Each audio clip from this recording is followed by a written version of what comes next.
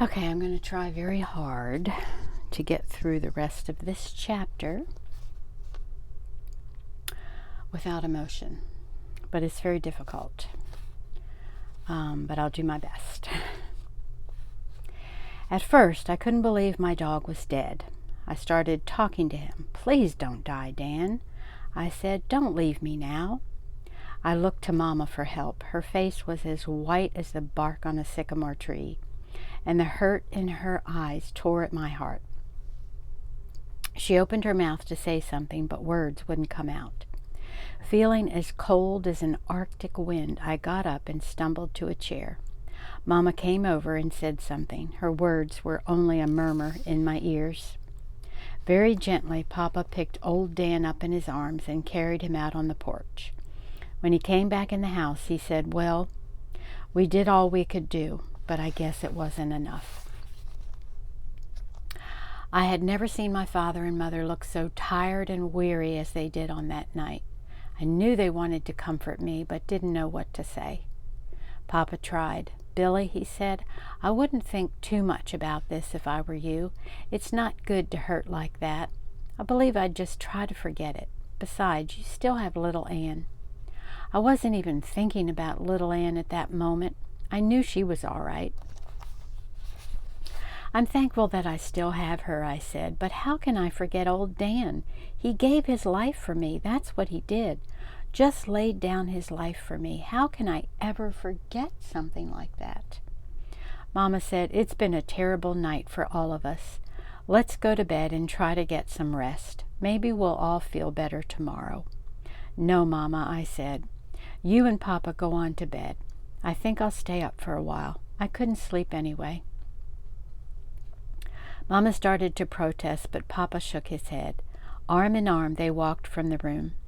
Long after my mother and father had retired, I sat by the fire trying to think and couldn't. I felt numb all over. I knew my dog was dead, but I couldn't believe it. I didn't want to. One day they were both alive and happy. Then that night, just like that, one of them was dead. I didn't know how long I had been sitting there when I heard a noise out on the porch. I got up, walked over to the door, and listened. It came again, a low whimper and a scratchy sound. I could think of only one thing that could have made the noise. It had to be my dog. He wasn't dead. He had come back to life. With a pounding heart, I opened the door and stepped out on the porch. What I saw was more than I could stand. The noise I had heard had been made by little Ann. All her life she had slept by old Dan's side. And although he was dead, she had left the doghouse, had come back to the porch and snuggled up close to his side. She looked up at me and whimpered. I couldn't stand it. I didn't know I was running until I tripped and fell. I got to my feet and ran on, down through our fields of shocked corn until I fell face down on the river's bank. There in the gray shadows of a breaking dawn, I cried until I could cry no more. The chirring of gray squirrels in the bright morning sun told me it was daylight.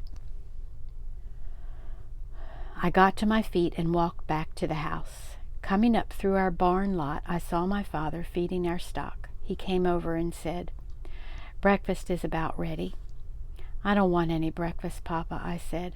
"I'm not hungry, and I have a job to do. I'll have to bury my dog." "I tell you what," he said, "I'm not going to be very busy today, so let's have a good breakfast, and then I'll help you." "No, Papa," I said.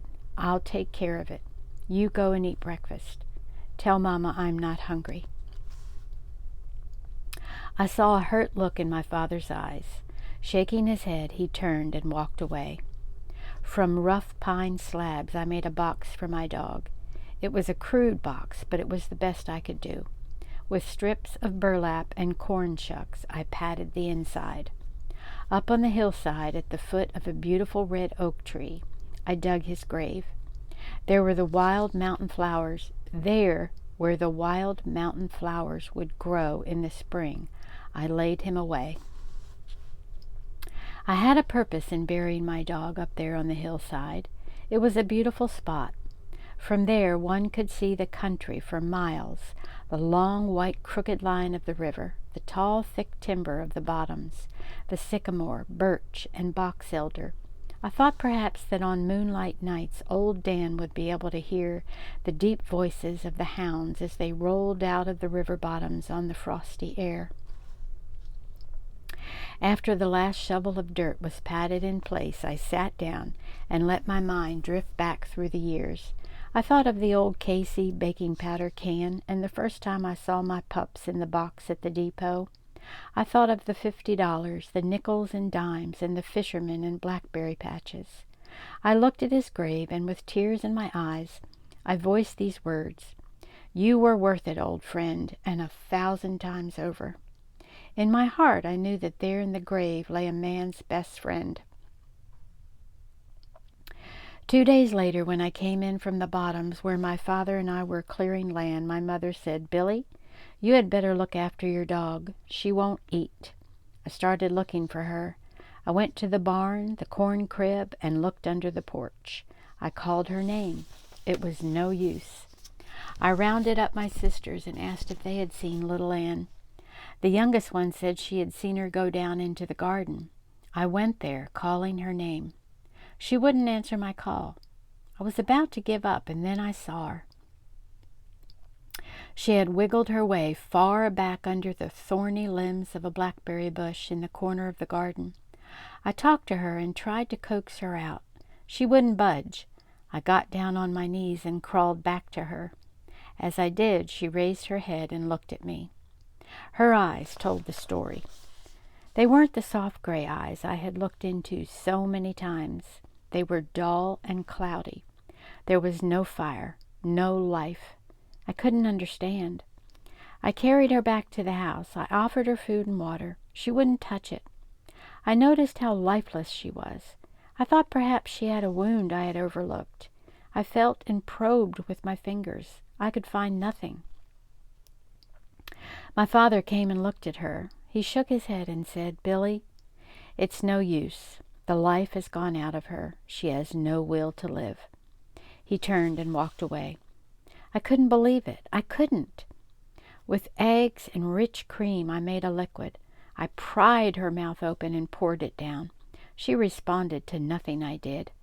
I carried her to the porch and laid her in the same place I had laid the body of old Dan. I covered her with gunny sacks. All through the night I would get up and check on her. Next morning I took warm, fresh milk, and again I opened her mouth and fed her. It was a miserable day for me. At noon it was the same. My dog had just given up. There was no will to live. That evening when I came in from the fields, she was gone. I hurried to my mother. Mama told me she had seen her go up the hollow from the house, so weak she could hardly stand. Mama had watched her until she had disappeared in the timber. I hurried up the hollow, calling her name. I called and called. I went up to the head of it, still calling her name and praying she would come to me. I climbed out onto the flats, looking, searching, and calling. It was no use. My dog was gone. I had a thought, a ray of hope. I just knew I'd find her at the grave of old Dan. I hurried there. I found her lying on her stomach, her hind legs stretched out straight and her front feet folded back under her chest. She had laid her head on his grave. I saw the trail where she had dragged herself through the leaves. The way she lay there, I thought she was alive. I called her name. She made no movement. With the last ounce of strength in her body,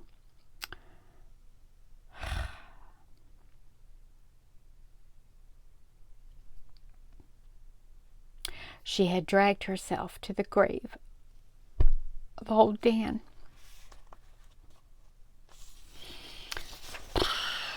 Okay.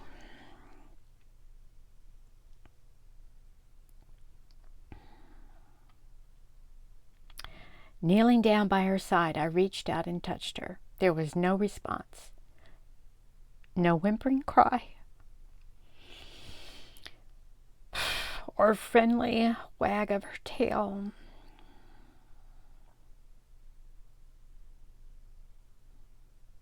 My little dog was dead.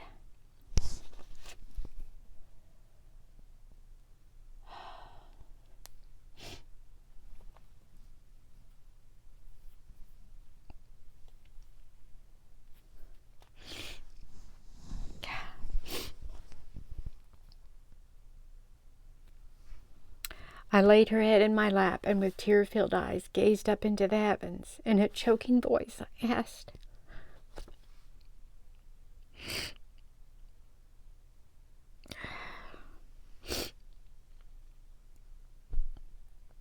"Why did they have to die? Why must I hurt so?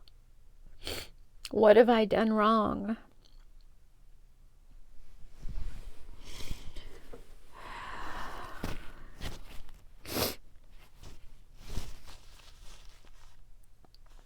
I heard a noise behind me. It was my mother.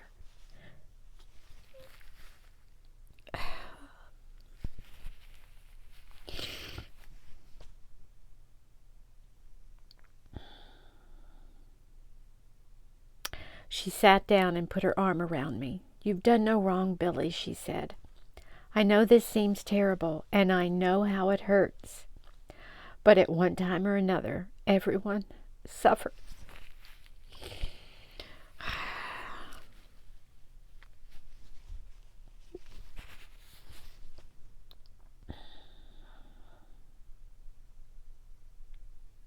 "Even the good Lord suffered while he was here on earth." "I know, Mama," I said, "but I can't understand. It was bad enough when old Dan died. Now little Ann is gone. Both of them gone just like that." "Billy, you haven't lost your dogs altogether," Mama said. "You'll always have their memory. Besides, you can have some more dogs." I rebelled at this. "I don't want any more dogs," I said. "I won't ever want another dog. They wouldn't be like old Dan and little Ann." "We all feel that way, Billy," she said. "I do especially. They fulfilled a prayer that I thought would never be answered." "I don't believe in prayers anymore," I said. "I prayed for my dogs, and now look, both of them are dead." Mama was silent for a moment. Then, in a gentle voice, she said, "Billy, sometimes it's hard to believe that things like this can happen, but there's always an answer. When you're older, you'll understand better." "No, I won't," I said. "I don't care if I'm 100 years old. I'll never understand why my dogs had to die." As if she were talking to someone far away, I heard her say in a low voice, "I don't know what to say. I can't seem to find the right words." Looking up to her face, I saw that her eyes were flooded with tears. "Mama, please don't cry," I said. "I didn't mean what I said."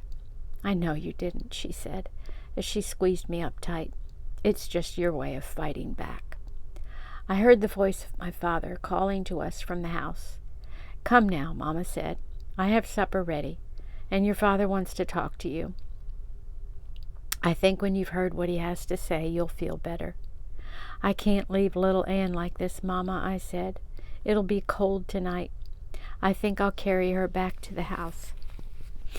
"No, I don't think you should do that," Mama said. "Your sisters would go all to pieces. Let's make her comfortable here."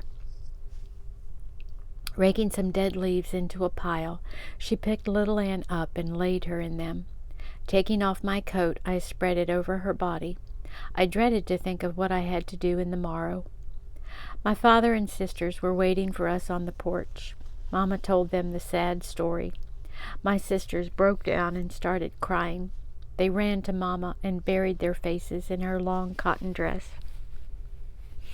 Papa came over and laid his hand on my shoulder. "Billy," he said, "there are times in a boy's life when he has to stand up like a man. This is one of those times. I know what you're going through and how it hurts, but there's always an answer. The good Lord has a reason for everything he does." "There couldn't be any reason for my dogs to die, Papa," I said. "There just couldn't. They hadn't done anything wrong." Papa glanced at Mama. Getting no help from her, he said, "It's getting cold out here. Let's go in the house. I have something to show you." "Guess what we're having for supper," Mama said, as we turned to enter the house. "Your favorite, Billy, sweet potato pie. You'll like that, won't you?" I nodded my head, but my heart wasn't in it. Papa didn't follow us into the kitchen. He turned and entered his bedroom. When he came into the room, he had a small shoebox in his hand. I recognized the box by the bright blue ribbon tied around it. Mama kept her valuables in it. A silence settled over the room. Walking to the head of the table, Papa set the box down and started untying the ribbon. His hands were trembling as he fumbled with the knot. With the lid off, he reached in and started lifting out bundles of money. After stacking them in a neat pile, he raised his head and looked straight at me. "Billy," he said, "you know how your mother has prayed that someday we'd have enough money to move out of these hills and into town so that you children could get an education."